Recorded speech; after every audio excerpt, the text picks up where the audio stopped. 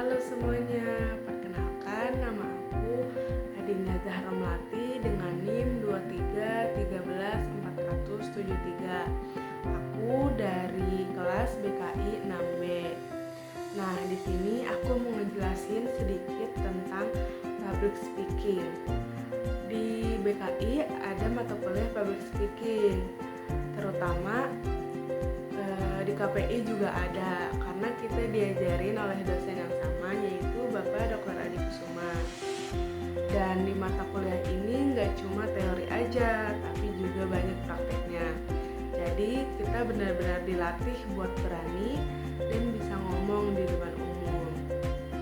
Karena public speaking itu penting banget, apalagi buat kita sebagai mahasiswa BKI, karena nantinya kita bakal jadi praktisi konseling, jadi trainer, jadi motivator, jadi MC, moderator, dan juga HRD.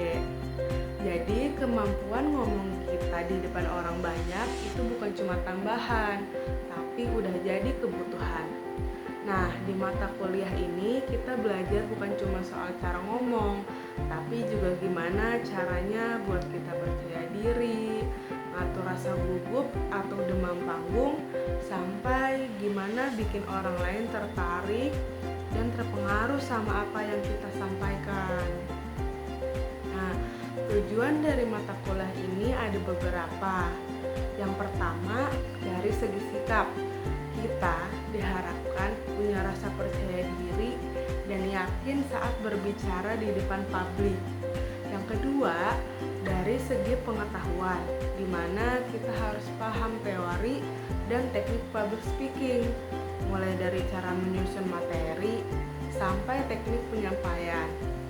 Nah, yang ketiga, dari segi keterampilan, di mana kita harus tampil langsung, baik itu pidato, ceramah, motivator, MC, atau moderator. Intinya, setelah kita ikut mata kuliah ini, kita nggak cuma paham konsepnya, tapi juga berani praktik di depan umum atau di depan orang lain. Materi yang dipelajari juga lengkap banget. Di awal pertemuan, kita dikenalin dulu sama RPS dan gambaran umum perkuliahan. Lalu kita belajar definisi public speaking, macam-macamnya, dan kenapa public speaking itu penting, baik dalam kehidupan pribadi, sosial, maupun profesional. Setelah itu, kita masuk ke teknik-teknik public speaking, seperti penggunaan otoritas, penjelasan, testimoni, analogi, ilustrasi, dan data visual supaya penyampaian kita makin kuat dan meyakinkan. Nah, kita juga belajar soal persiapan sebelum tampil, mulai dari bahan verbal, bahasa tubuh, atau nonverbal, simbolik, sampai penampilan. Ada juga praktik menyusun materi motivasi dan persuasi. Jadi, kita dilatih untuk bikin pesan yang menggerakkan orang lain. Nah, di tengah semester ada UTS. Lalu setelah itu kita lanjut belajar perbedaan antara ceramah dan motivasi, dan langsung praktek di keduanya.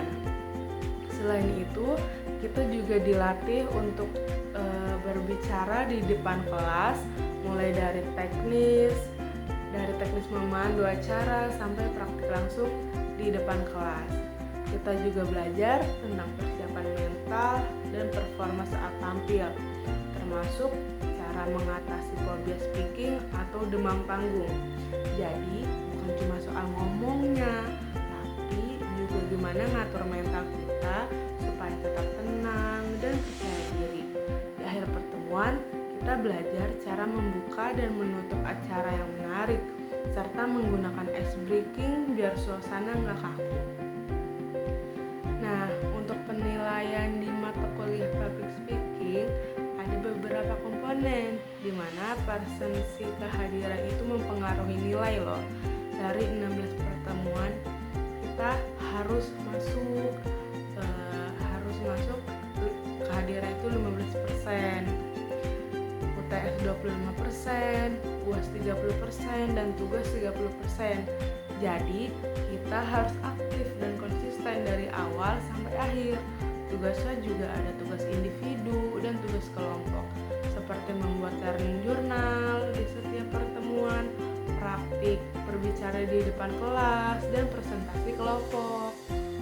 Nah, secara keseluruhan, mata kuliah public speaking ini dirancang supaya mahasiswa BKI nggak cuma jadi konselor yang paham teori, tapi juga punya kemampuan komunikasi yang kuat, percaya diri, dan siap tampil di depan masyarakat.